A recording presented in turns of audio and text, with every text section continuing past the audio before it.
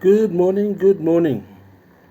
On this fine Thursday, the 2nd of January 2025, second day in the new year. The last video I was talking about crime, safety and security, and how it has affected us all here in some way, and especially now in this time of the year, before Christmas and into New Year, which we generally call the festive season. There seems to be a spike in crime, and you receive many reports of muggings, house breakings, smash and grabs, and so on. And I don't know if you've noticed, but I have seen this, that when talking to people, you tend to see in their body language and in their eyes a sense of acceptance of the status quo. And there's some form of hopelessness that nothing can be done to affect this this attitude of rampant crime, as if people are resigned to their fate. And in their expressions and in their choice of words, it seems to be a normal thing what's happening to us. But it's basically unacceptable. And the last time I spoke briefly about SAPS, which is known as the South African Police Service, and about the CPF, the Community Police Forum. Now, the government in this country has instituted in law a community-based support for crime prevention through this community body, the CPF, and they are supposed to work in conjunction with the police service. Now, I've served for several years on the CPF in various capacities, and I've gained some form of understanding of our predicament, which I wanted to share on this forum. Now, looking at the CPF, for instance, the last time I spoke about its structure, how it's instituted, and you're welcome to go back to that video if you're not aware of how that structure is set up.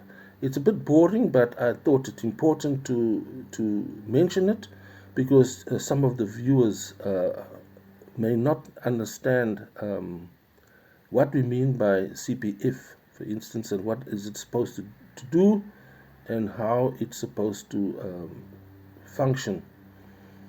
There's something wrong with the CPF and with SAPS, and it impacts on this state of security and safety in the country.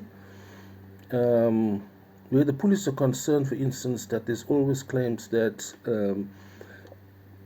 they are not they're not able because they don't have enough of this or enough of that, etc.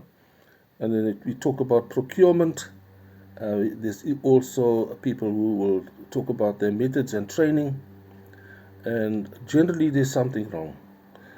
They have also a huge meeting apart from the CPF meetings in the different communities, which we call imbizos, and that's from time to time. And the imbizos is intended for the community to come with their concerns and complaints on a bigger forum, usually using a community center, and there the police would give a report about what they're doing, the CPFs and the neighborhood watchers, and of course the general community will speak and question the bodies about what is being done, and to also indicate what problems they have.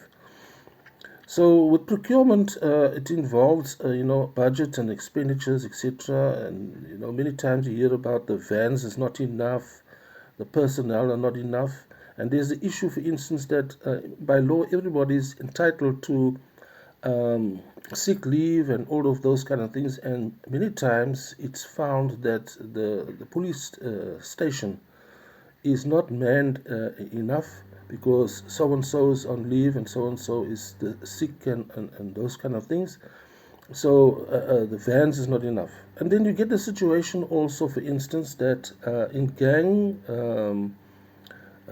areas,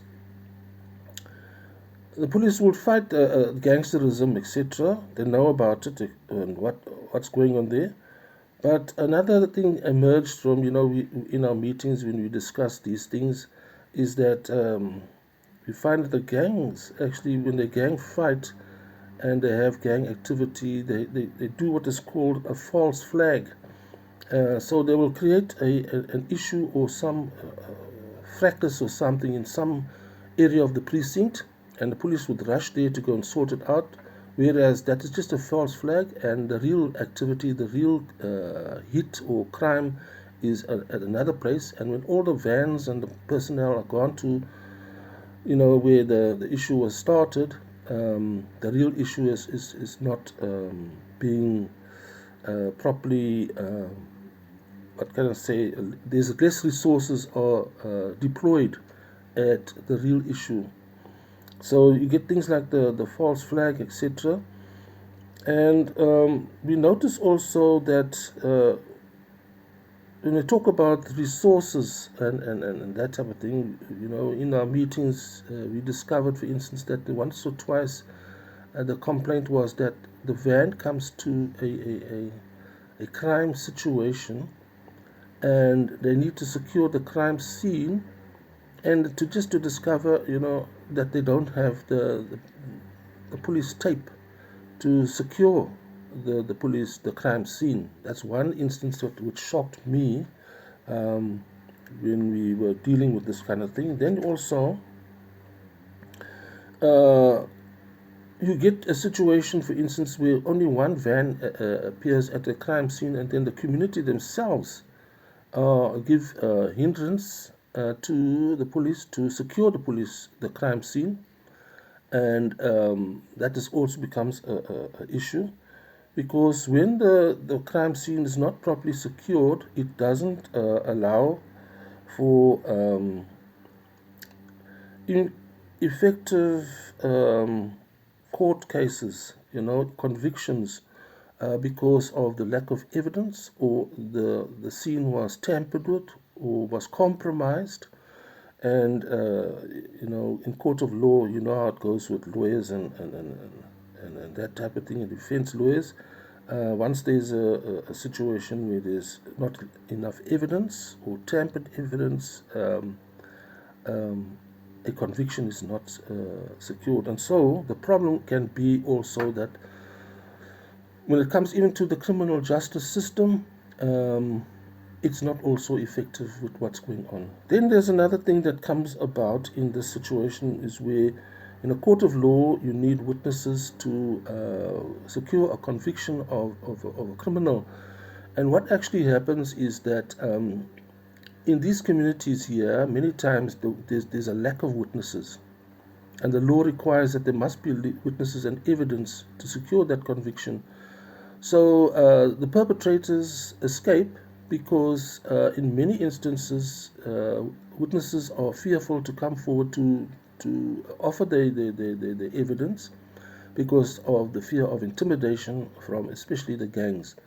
So this is a huge problem in these communities, that crime continues, and there seems to be a confidence from the criminal sector, such as gangs, that they can get away with basically murder. If we talk in those terms. So even then, the government is basically failing in its task, or its mandate to secure safety and security in amongst its citizens, because of its provision for safety and security in terms, like I mentioned, budgets, number one, number two, personnel, training, and if there's enough personnel, and then also procurement. Um, how's that budget spent?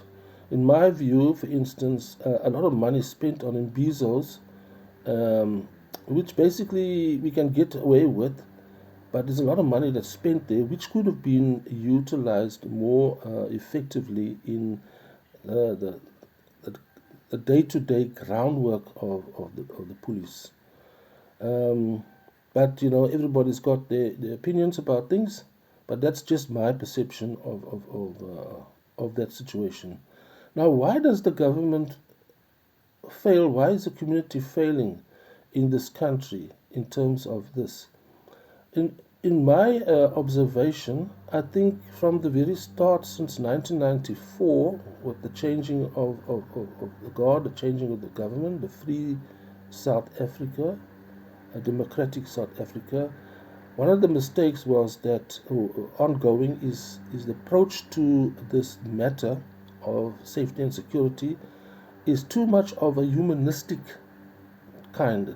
I will refer to it as too much of a humanistic angle to it. What do I mean by that? It's based on basically providing for the outward things, but neglecting the moral and the spiritual. What I mean by that is that you can put all the resources, and you can put all the things available to keep the law, for instance, but the law will still be broken because you need to change the hearts of the people, and that touches on the moral and the spiritual. Now that's to do with education in the home and education in the education system, which should be, if you want to change people and change the future, you need to look at how children are brought up, how children are educated. If you look at, for instance, countries like Japan and Germany, they have a very strong kindergarten education system from the kindergartens. The Japanese system, they don't even have exams for children until basically the grade 3 level. The first part is the socializing of the children and the citizen responsibility and those kind of things. And the Japanese society is very orderly, very citizen responsible, and so on. So education in the kindergarten, the creche, and even into the primary school, there's not much to be said about it. I would like to discuss the education system at a future time, but just to end this talk on the scripture that relates to the bringing up of children, you'll find that in Proverbs 22, the book of Proverbs 22 verse 6, I'll just read it for you. It says here, and it's a very strong statement, very true: train up a child in the way he should go, and when he is old, he will not depart from it. And when he is old, he will not depart from it. And we're not referring to old as in old age, senior, and so on. Even as early as a teenager and a young adult. If the child is formulated in his behavior and taught and trained in the right things, etc., then you're going to find a better teenager, a more responsible teenager, a teenager with better attitudes, and going into adulthood that continues, and then you've got a better society and a better country. So I'll leave you with that to ponder about, and you'll hear from me next time. Have a great day further.